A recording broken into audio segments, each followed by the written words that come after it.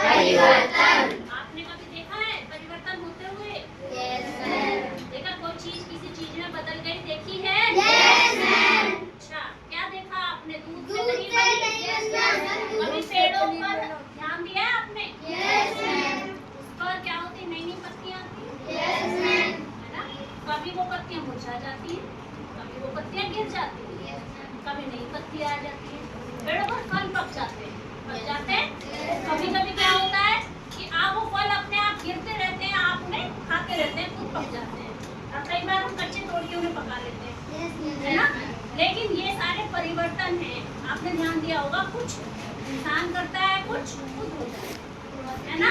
तो जब हमारे किसी भी चीज का परिवर्तन, उसकी अवस्था, उसका आकार, उसका रंग, उसकी कुछ चीजों में बदलाव कर दे, उसे क्या बोलेंगे? परिवर्तन। क्या बोलेंगे? परिवर्तन। लेकिन परिवर्तन कोई भी एक प्रकार का नहीं होता। परिवर्तन अलग अलग तरह से अलग अलग प्रकार का होता है। जैसे कि आप देखेंगे, सबसे पहला परिवर्तन हम पढ़ रहे थे, मंद एवं तीव्र परिवर्तन। मंद एवं तीव्र परिवर्तन। तो मंद परिवर्तन होता है स्लो, जो थोड़ा धीरे होता है, लेकिन तीव्र परिवर्तन वो होता है जो थोड़ा तेज होता है। तो अभी क्या हुआ, जैसे आपने ध्यान दिया होगा, कोई परिवर्तन जो बहुत तेजी से हो गया, जैसे कि मैंने कहा दूध से मैं पनीर बना लेती हूँ। क्या बना लेती हूँ? पनीर। मैंने दूध में नींबू डाला, गैस पे उबाला उसको, वो क्या हो गया? फट गया। वो जल्दी से हो गया, है ना? हुआ ना? मैंने गुब्बारे को फुलाया, वो फट गया। बहुत जल्दी से परिवर्तन हो गया, या हमने उसे बुझा दिया तो भी परिवर्तन कैसा हो गया? तीव्र परिवर्तन। लेकिन मैं कहती हूँ भाई, हमें तो दही खाने का मन हो रहा है। क्या खाने का मन हो रहा है? दही। अब दूध से दही जमने में तो पूरी रात लगेगी। दूध से दही जमने के लिए पूरी रात लगेगी। हम क्या करेंगे, उसमें दूध में चावल लगाएंगे और दूध जम जाएगा, लेकिन उसके लिए कुछ घंटे चाहिए, है ना? 6, 7, 8 घंटे कम से कम हमें उस प्रोसेस के लिए चाहिए। तो वो परिवर्तन धीमा होगा। कौन सा होगा? हाँ, यानी स्लो, मंद। जो ऐसे करा हमने, वो क्या हो गया? मैं जल्दी से आ गई, है ना? लेकिन मैं धीरे धीरे गई, तो अब कोई भी परिवर्तन, इसी तरह कोई चीज में बदलाव भी धीरे से हुआ या तेजी से हुआ, तो वो परिवर्तन क्या कहलाया? हाँ, सेकंड हम पढ़ेंगे अनुकूल तथा प्रतिकूल परिवर्तन। परिवर्तन क्या होते हैं? जो हमारे उपयोगी है। हाँ, अनुकूल परिवर्तन जो हमारे लिए उपयोगी है। हाँ, हमें बदलने के बाद हमें फायदा करे, उसे क्या बोलेंगे? अनुकूल परिवर्तन। अनुकूल परिवर्तन। परिवर्तन जो हमारे फेवर में हो। क्या हो? फेवरेबल। क्या बोलेंगे उनको? कुछ परिवर्तन उपयोगी भी हुए और हमारे लिए लाभदायक भी हुए, है ना? उपयोगी भी हुए, लाभदायक हुए। हाँ, अब आम का पकना क्या कहलाता है? पढ़ रहे हैं अनुकूल तथा प्रतिकूल परिवर्तन। कुछ परिवर्तन जो क्या हो गए? उपयोगी है हमारे और लाभदायक है, जो हमने उपयोग कर सकते हैं, जिनको यूजफुल है हमारे लिए, नुकसान नहीं देंगे हमको, उन परिवर्तन को हम बोलेंगे अनुकूल परिवर्तन। अनुकूल परिवर्तन, है ना? ये है अनुकूल परिवर्तन जो हमारे लिए लाभदायक और लाभदायक, है ना? उपयोगी है और लाभदायक।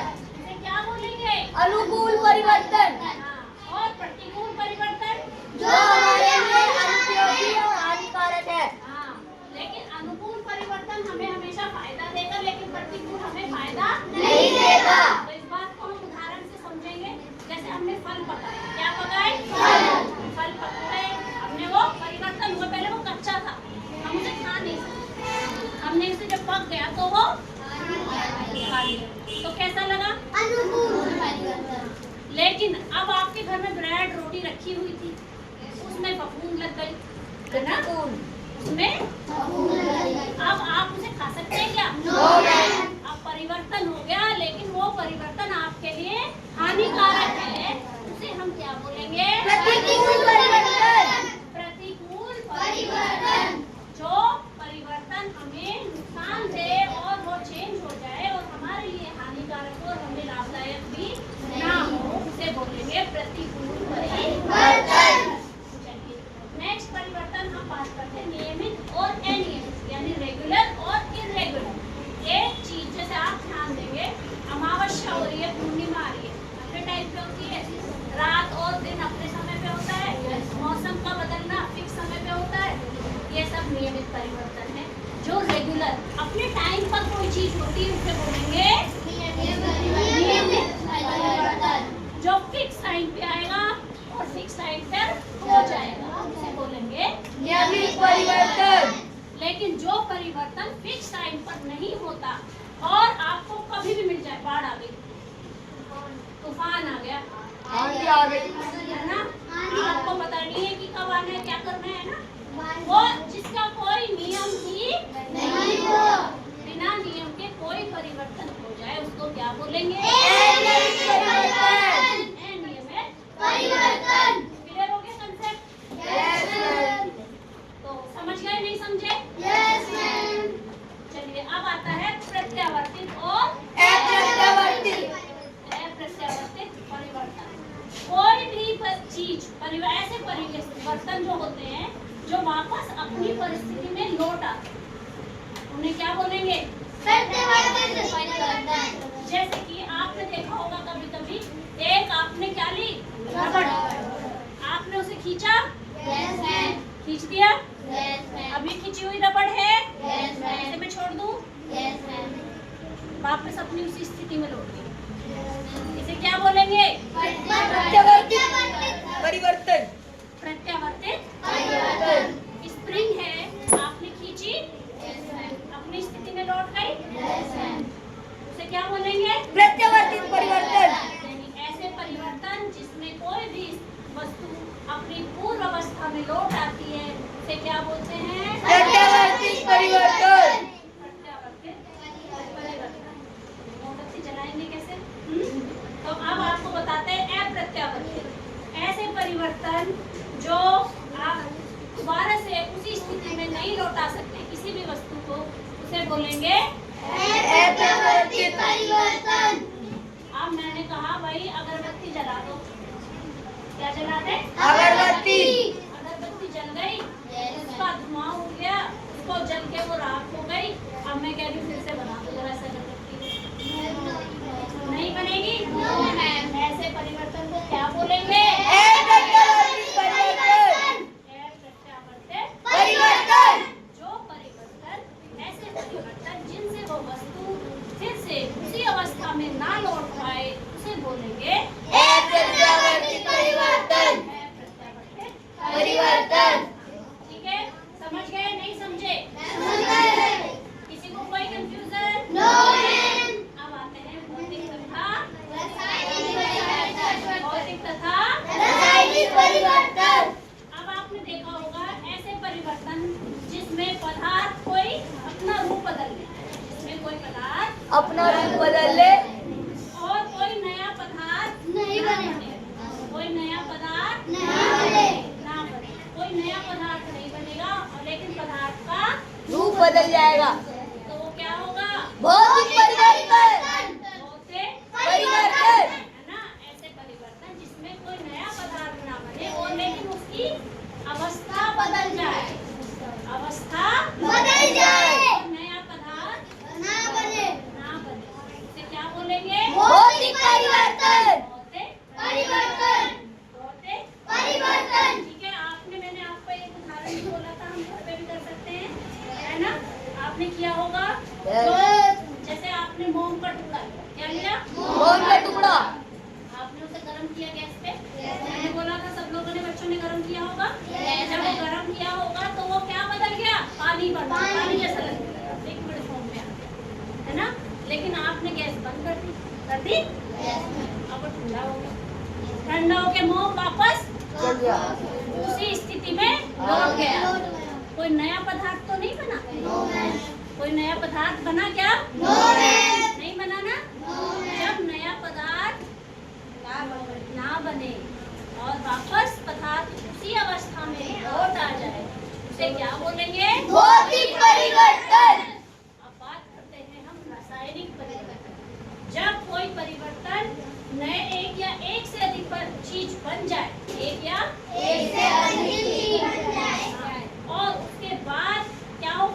आपने लकड़ी जलाई, ठीक है, लकड़ी जलाई, लकड़ी जलाने के बाद आपको राख मिल गई और कोयला मिल गया, ठीक है, लेकिन वापस से उसी पदार्थ को प्राप्त कर सकते हैं क्या? आपने लकड़ी जला दी, लकड़ी तो जल गई, राख मिली आपको, कोयला मिल गया आपको, अब मैं कह रही हूँ मुझे लकड़ी वापस दे दो, नहीं दे सकते। तो ऐसा कोई भी पदार्थ जो वापस आपको उसी स्थिति में लौट कर नहीं मिलता, उसे क्या बोलेंगे? रासायनिक परिवर्तन। रासायनिक परिवर्तन। रासायनिक परिवर्तन। समझ आया सबको? Yes ma'am. नेक्स्ट चलते हैं प्राकृतिक एवं कृत्रिम। प्राकृतिक नाम से पता चलता है नेचुरल, नेचुरल है ना, जो परिवर्तन आपने किए नहीं है, खुद से हो गए हैं, क्या बोलेंगे? प्राकृतिक परिवर्तन। अब जैसे दिन का रात होना, दिन का रात होना। आप कहते हैं कि दिन से रात, दिन से कि जाओ रात हो जाओ, आंधी आ गई, अपने आप तूफान आ गया, अभी भी आंधी आ रही है ना, तो ये आपने कहा था मौसम से, ये प्राकृतिक है, क्या है ये? प्राकृतिक। है ना, मौसम का बदलना, वर्षा का आना, भूकंप आना, प्राकृतिक आना। ये सब क्या है? प्राकृतिक परिवर्तन। लेकिन ऐसे परिवर्तन जैसे कि आपने घर बना दिया सीमेंट से, आप ईंटें लाए, रोडी लाए, बदलपुर लाए, सीमेंट लगाया, सब कुछ और एक घर तैयार कर दिया, क्या कर दिया? घर तैयार। और उसके बाद आपने देखा रे ये तो घर बन गया, तो आप क्या हो गया? कृत्रिम परिवर्तन। अब आप डेस्क पे बैठे तो ये डेस्क पहले कभी लकड़ी रही होगी, इस लकड़ी को इसको शेप दी गई और इसको आपके बैठने लायक बनाया गया और इसको इस तरह की शेप दी गई कि आप यहाँ बैठे और आप यहाँ अपना बैग रखें, है ना, ये कैसा परिवर्तन है? कृत्रिम परिवर्तन। कृत्रिम परिवर्तन। अब ये प्राकृतिक और कृत्रिम परिवर्तन आपको सबको बिल्कुल क्लियर समझ में आ गया, यस है ना? मैम। कोई कंफ्यूजन किसी को? No ma'am. कोई पूछ सकता है अगर लग रहा है तो? No ma'am. चलिए, अब हम बात करते हैं जटिल परिवर्तन की। किसकी? जटिल परिवर्तन। जटिल परिवर्तन, नाम से पता चल रहा है कुछ जटिल है, कुछ कठिन है, कुछ काम आसानी का नहीं है, ये परिवर्तन बड़ी मुश्किलों से होता है। कैसे होता है? मुश्किलों से। बड़ा कॉम्प्लेक्स है ना, कुछ तो ऐसा है जैसे कि आपने देखा होगा पेट्रोल, मिट्टी का तेल, डीजल, ये जीवाश्म ईंधन, अनवीकरणीय स्रोत, क्या बोलते हैं इनको? अनवीकरणीय स्रोत। इन्हें प्राप्त करने में हजारों लाखों साल लग जाते हैं, है ना? इसलिए हम कहते हैं ना पेट्रोल को ध्यान से इस्तेमाल करो, डीजल को ध्यान से इस्तेमाल करो, कहते हैं नहीं कहते? कहते हैं। इसीलिए इन चीजों को इस्तेमाल करने के लिए आपको बहुत सावधानी बरतनी चाहिए, बर्बाद नहीं करना चाहिए, क्योंकि इन्हें बनाने में बहुत समय लगता है। बहुत समय लगता है। तो इसलिए ऐसे परिवर्तन जो बहुत मुश्किलों से, बहुत ही ज्यादा लंबे और समय के बाद प्राप्त होते हैं, जैसे पेट्रोल, डीजल, मिट्टी का तेल, ये ऐसे परिवर्तन की प्रक्रिया बहुत मुश्किल होती है, इसलिए इनको क्या कहते हैं? जटिल परिवर्तन। जटिल परिवर्तन। परिवर्तन, है ना? एक मिनट अब रोक दो जरा वीडियो। चलिए, अब आपने ये सारे परिवर्तन पढ़ लिए, यस मैम। लेकिन इन परिवर्तनों के बाद आपको ये सोचना होगा कुछ परिवर्तन डायरेक्ट नहीं होते, उनमें आपस में क्रिया और प्रतिक्रिया जरूर होती है। जैसे कि मैं आपसे कहूँ पेंसिल को शार्प करो, क्या करें? शार्प। पेंसिल को शार्प करो, तो आप शॉर्पनर उठाएंगे, यस मैम। पेंसिल लगाई, यस मैम। छील दिया। अब ये पेंसिल, अगर आपसे मैं कहूँ पेंसिल को शार्प करने के लिए कि भाई आप इसे बिना शार्पनर के शार्प करो, ब्लेड चाहिए या किसी चीज के बिना शार्प करो, तो क्या कर देंगे? No ma'am. यानी किसी क्रिया की और प्रतिक्रिया की जरूरत पड़ी, यस है ना? तो एक तो ये हो गया, चलो एक्शन आपने लिया, आपके आपस में प्रतिक्रियाएं हुई, ठीक है, यानी कि एक्शन विद रिएक्शन। आपने कोई काम किया, आपसे मैंने कहा, देखा आपने लोहे में जंग लगता हुआ देखा होगा, यस मैम। तो उसमें क्या होता है, जब ऑक्सीजन मिला उसे और उसे पानी मिल गई, नमी मिल गया, है ना, तो लोहे में जंग लग गया, तो यानी देखा ये क्रिया आपस में हुई, क्रिया प्रतिक्रिया हुई। Yes, ये परिवर्तन, चिल्लाना नहीं है बेटा। तो क्रिया प्रतिक्रिया तब संभव है, ठीक है। अभी आपने देखा क्रिया परिवर्तन में होने के लिए आपस में क्रियाएं और प्रतिक्रियाएं चाहिए। दूसरी बात हम पढ़ेंगे, परिवर्तन के लिए ऊर्जा की भी आवश्यकता होती है ना। जैसे कि आपसे मैंने कहा साइकिल चलाओ, तो आपने पेडल मारा, ऐसे मारा, यांत्रिक ऊर्जा लगी उसमें, साइकिल में, साइकिल है ना गतिमान है। अब आपने स्प्रिंग को खींचा, पेशीय ऊर्जा लगी। पेशीय क्या होती है? हमारी मसल्स, हाथ की जान, जिसमें जितनी जान होती है उतना खींच सकता है। फिर उसमें एनर्जी लगाई, फिर वो हमने छोड़ दी, चाहे वापस अपनी स्थिति में आई तो हमें कौन सी ऊर्जा लगानी पड़ी? पेशीय ऊर्जा यांत्रिक ऊर्जा में बदल गई, है ना।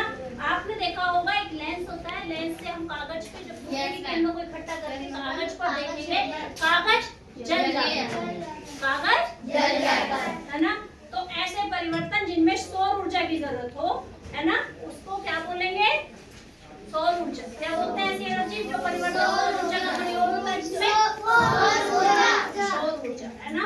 तो आपने कभी बादलों को गरजते हुए देखा है? Yes, ma'am. कोई आवाज सुनी है? Yes, ma'am. आपने डीजे बजता देखा है? Yes, ma'am. पटाखे फूटते देखे हैं? Yes, ma'am. और जब वो होता है तो अपनी खिड़कियों को खड़ खड़ खड़ खड़ करते देखा है? Yes, ma'am. है ना। अब कांच क्या होता है? उसमें टूट जाता है, वाइब्रेट होकर कांच टूट जाता है। कांच टूट जाता है। तो ये क्यों हुआ? शीशे चटका। तो ये परिवर्तन ध्वनि ऊर्जा का कारण है। आवाज कितनी तेज थी जिसके कारण ध्वनि ऊर्जा उत्पन्न हुई और शीशा चटक गया, ठीक है।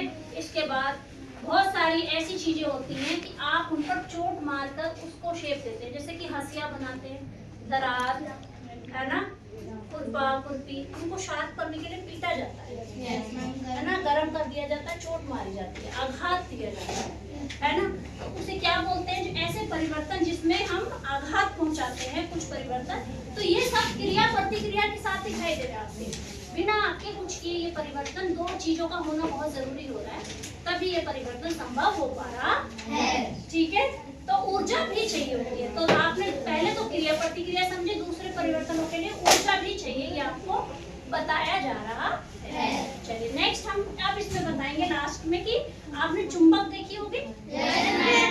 चुंबक आपने खास लोहे की चीजों को खींच लाते हैं, क्रेन में भी बहुत सारी भारी चीजों को उठाने के लिए अंदर चुंबक लगे होते हैं लोहे के डब्बे, ताकि उससे चिपके से अलग हटके गिरे, है ना। तो चुंबकीय ऊर्जा जो आपने सुनी होगी, तो कुछ परिवर्तनों के लिए चुंबकीय ऊर्जा की जरूरत होती है। तो आपने देखा किस किस परिवर्तन के लिए ऊर्जा का भी यूज होता है। डिटेल में आप नेक्स्ट क्लास में पढ़ेंगे कि ये तो अभी 6th क्लास है आपकी, लेकिन 7th क्लास में जब आप पहुंच जाएंगे तो हर ऊर्जा को बहुत डिटेल में थोड़ा सा पढ़ेंगे, और इस तरह आप बढ़ते बढ़ते बढ़ते आगे बढ़ जाएंगे, ठीक है। अब आपको मैं शॉर्ट में बताती हूँ आज हमने इस चैप्टर में क्या क्या सीखा। तो सबसे पहले हमने परिवर्तन देखे, परिवर्तन, तीव्र परिवर्तन, अनुकूल और प्रतिकूल, नियमित और अनियमित, प्रत्यावर्तित, अप्रत्यावर्तित, भौतिक और रासायनिक, है ना। ये सब परिवर्तन सीखे हमने। तो कुछ परिवर्तन पलट देने पर अपनी पूर्व अवस्था में लौट आते हैं, तो उन्हें क्या कहते हैं? प्रत्यावर्तित। वापस अपनी उसी स्थिति में लौट जाए उन्हें बोलेंगे प्रत्यावर्तित। लेकिन कुछ परिवर्तन होने के बाद अपनी उसी स्थिति में लौट नहीं पाते, उसे क्या बोलेंगे? है ना। ऐसा कोई पदार्थ जिसका रूप बदल जाए, नया पदार्थ ना बने, उसे क्या बोलेंगे? भौतिक परिवर्तन। भौतिक परिवर्तन। लेकिन एक या एक से अधिक नए पदार्थ बन जाए, रासायनिक परिवर्तन। लेकिन वापस अपनी अवस्था में लौट ना पाए, उसे बोलेंगे रासायनिक परिवर्तन। रासायनिक परिवर्तन। समझ आया? नहीं समझ आया सबको? क्लियर हो रहा है कंसेप्ट? कोई कंफ्यूजन किसी को? ठीक है। फिर हम पढ़ते हैं, हमने प्राकृतिक और कृत्रिम, ये तो आपको देख के समझ में आ रहा होगा, है ना, कि अपने आप हो जाता है, और आर्टिफिशियली जो हमने किया हो मनुष्य द्वारा या किसी बदलाव के कारण संभव हो पाया हो, कृत्रिम परिवर्तन। फिर उसके बाद हमने जटिल परिवर्तन भी आपको समझ आया होगा, धीमी गति से और अनेक क्रियाओं और प्रतिक्रियाओं के बाद यह परिवर्तन संभव हो पाता है, इसीलिए इसको जटिल परिवर्तन कहते हैं। जैसे कोई कोयला और पेट्रोलियम का निर्माण जो होता है उसे जटिल परिवर्तन कहा जाता है। कुछ परिवर्तनों को हम नियंत्रित कर सकते हैं, कुछ परिवर्तन को हम नियंत्रित नहीं कर सकते। जैसे मैं आपसे बोलूं फैन की स्पीड कम कर दो तो ये नियंत्रित परिवर्तन है ना।